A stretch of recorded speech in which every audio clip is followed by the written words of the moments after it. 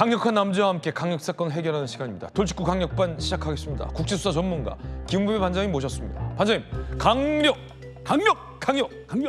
첫 번째 강력 사건부터 풀어보겠습니다. 함께 보시죠. 자, 첫 번째 사건의 단서는 아이스 아메리카노 3잔입니다.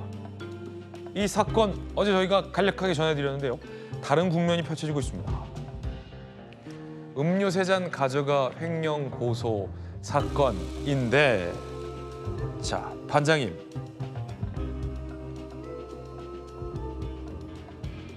정부가 나섰어요?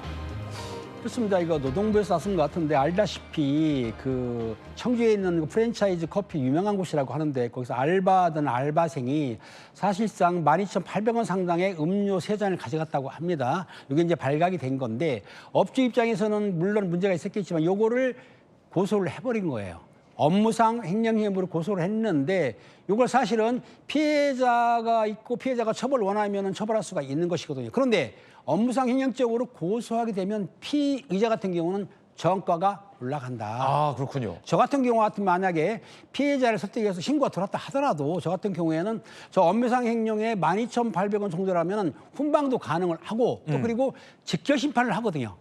직심 해봤자 뭐 20, 30만 원 나올 건데, 그러면 직결 심판에 넘기게 되면은 저항가는 올라가지가 않습니다. 아, 근데 경찰에서는 이걸 송치하겠다는 거잖아요. 경찰에서는 송치를 불구속 송치를 했는데 이유가 있습니다. 왜냐하면 직결 심판이라든지 훈방하려고 그러면 업주가 처벌을 원치 않아야 되는데 계속 처벌을 원하니 경찰에서는 할 수 없어가지고 제가 알기로는 불구속 송치를 한 것인데, 이걸 지금 노동부에서 들여다보겠다는 겁니까? 그러니까 문제는 뭐냐면 저 상황에서 그 카페 같은 경우에 아마 갑질 의혹이라든지 노동법 위반 행위가 있다고 진정이 들어온 것 같아요. 네. 그러다 보니 뭐 시간의 수당이라든지 뭐 휴일 수당 이런 걸 지급을 안 했는지는 몰라도 철저하게 기획 감독을 한다고 하니까 저 카페에 대해서는 노동부에서 기획 심사를 감사를 해가지고 문제점이 있으면은 고발할 거예요. 왜냐하면 저 정도 가지고 알바생을 업무상 횡령으로 고소할 정도 한다면은 저 업주가 좀 약간 너무나 과하지 않았나, 그렇게 언론에서라든지 아니면 인터넷에 써들고 있기 때문에 시제적으로 좀 제 생각에도 좀 용서해 주지, 아니고 가져간 돈만 받지 하는데, 피해자는 이런 주장입니다. 피의자 같은 경우에는 그거 만들다가 제조를 잘못해가지고 폐기 처분을 하는 것인데 가져간 것뿐이다. 그것도 아이스 아메리카노예요. 근데 업주는 뭐라고 하냐면 매뉴얼상에 그 임의로 처분하는 기준이 없기 때문에 우리는 법대로 하겠다. 이렇게 해서 고소가 된 것 같습니다.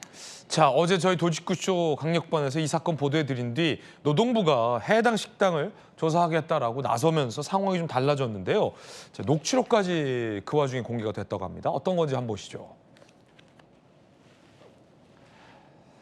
자, B 매장 점주와 A씨 아르바이트생 사이에 녹취예요. 지난해 10월 9일 퇴사 이틀 후 점주가 절도죄 성립하면 징역 살 수 있다. 대학 못 간다. 무단 취식 쿠폰 적립 등을 추궁. 정신적 스트레스 얼마 줄래? 라는 말이 녹음이 돼 있습니다. 그러자 아르바이트생 음료 한 잔은 마셔도 된다고 들었다. 적립한 적 없다. 그러자 점주는 협조 여부에 따라 고소를 결정하겠다라고 얘기했고 550만 원의 합의금을 아르바이트생으로부터 받았다. 합의서는 작성하지 않았다. 이런 지금 내용이에요, 반장님.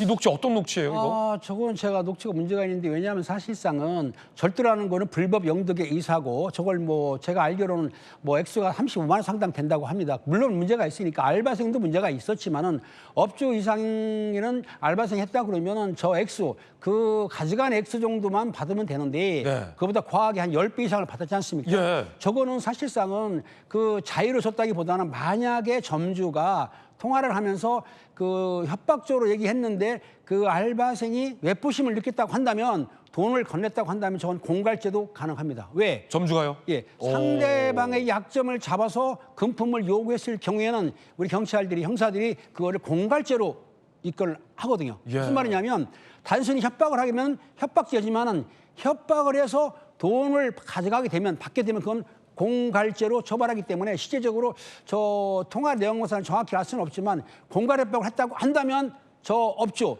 돈 받아는 업주는 공갈죄로 처벌을 받을 수도 있습니다. 지금 그러면 법적인 이슈가 각각 있잖아요. 그러니까 이 알바생이 13,000원을 업무상 횡령했다라는 것을 신고를 했고 고소를 했고, 이게 경찰은 송치한 상황이잖아요. 근데 지금 이제 정부에서 들여다보겠다, 노동부가 조사하겠다는 것은 방금 말했던 이 550만 원을 받아내는 것, 합의금을 받아낸 것, 이게 공갈죄를 적용할 수 있다고 하잖아요. 그럼 두 가지 혐의 중에서 어떤 게 좀 더 중하다고 보십니까? 공갈죄가 중하죠. 중한데 공갈죄 성립하려면은 그 점주가 협박을 했어야 되고 그 피해자 즉 그 피의자죠. 지금은 그 피의자 입장에서 볼 때는 그 외포심을 느꼈어야 돼요. 겁이 나가지고 이거 잘못하면 정가 올라가 아니면 내가 형사처벌 받아. 그러니까 돈을 주고 무마할래. 이런 거 상대면 공갈죄가 되기 때문에 저건 두 사람에 대해서 조사를 충분히 해야 되는 것이지 한쪽 반의 말 듣고는 결정하기 힘들 것 같습니다. 그렇군요. 점주는 13,000원 아이스 아메리카노 3잔 횡령했다라고 신고한 상태. 아르바이트생의 녹취를 보면 이른바 공갈 내지는 협박을 했다라고 지금 주장하고 있는 상태, 맞서고 있는 그런 상황입니다. 누리꾼들의 의견도 한번 보시죠. 35만 원어치 음료에 550만 원 합의금 너무했다, 이런 의견도 있고, 반장님 갓 성리된 아르바이트생 진로를 압박가 너무했다, 이런 의견도 있고, 뭐 양쪽 입장 보라, 이런 다양하네요. 그렇습니다. 양쪽 입장을 들어보는 게 맞는데 일단은 저희 나온 대로 35만 원어치 음료를 가져갔다고 한다면 알바생이 잘못한 건 맞습니다. 네. 잘못했는데 저 정도 상황이면 구태여 법정 소송 갈 것이 아니라 가져간 것에 대해서 변상 조치했으면 좋을 뻔했는데 법적으로 처벌하겠다. 그리고 법적으로 처벌을 하는데 너가 협조하게 되면은 돈을 주게 되면은 안 하겠다 이렇게 말했답니다. 근데 문제는 지금 송치한 상태예요. 예. 일단 보면은 실제적으로 합의금을 받고 합의를 안 해준 거나 마찬가지이기 때문에 저 상태로 확실하다고 한다면은 저 알바생이 그 공갈죄로 고소를 하게 되면 조사를 받고 업주가 처벌을 받을 수도 있습니다. 그렇군요. 정부 조사 났다니까 결과도 좀 지켜봐야 될 것 같습니다.